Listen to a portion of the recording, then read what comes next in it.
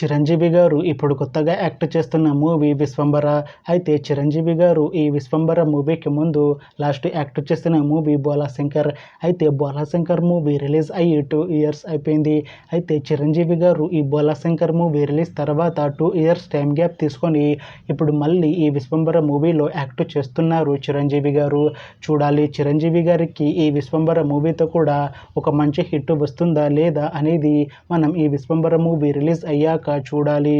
అయితే ఆషికా రంగనాథ్ గారు ఇప్పుడు కొత్తగా యాక్ట్ చేస్తున్న మూవీ 'విశ్వంబర'.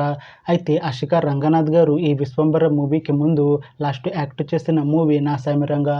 అయితే 'నా సామిరంగా' మూవీ రిలీజ్ అయ్యి 1 ఇయర్ అయిపోయింది. అయితే ఆషికా రంగనాథ్ గారు 'నా సామిరంగా' మూవీ రిలీజ్ తర్వాత 1 ఇయర్ టైం గ్యాప్ తీసుకొని ఇప్పుడు మళ్ళీ ఈ 'విశ్వంబర' మూవీలో యాక్ట్ చేస్తున్నారు ఆషికా రంగనాథ్ గారు.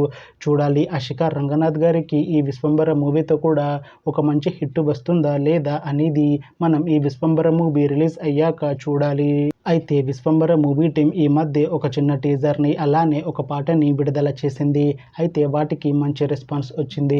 అయితే ప్రస్తుతం 'విశ్వంబర' మూవీ టీం షూటింగ్లో బిజీగా ఉన్నారు. అయితే ఈ 'విశ్వంబర' మూవీని ఈ అక్టోబర్ 18న రిలీజ్ చేసేలా ప్లాన్ చేస్తున్నారు మూవీ టీం. చూడాలి 'విశ్వంబర' మూవీ రిలీజ్ అయ్యాక మంచి హిట్ అవుతుందా లేదా అనేది మనం ఈ 'విశ్వంబర' మూవీ రిలీజ్ అయ్యాక చూడాలి. Thanks for watching this video friends. మీకు ఈ వీడియో నచ్చితే ఈ వీడియోని లైక్ చేయండి.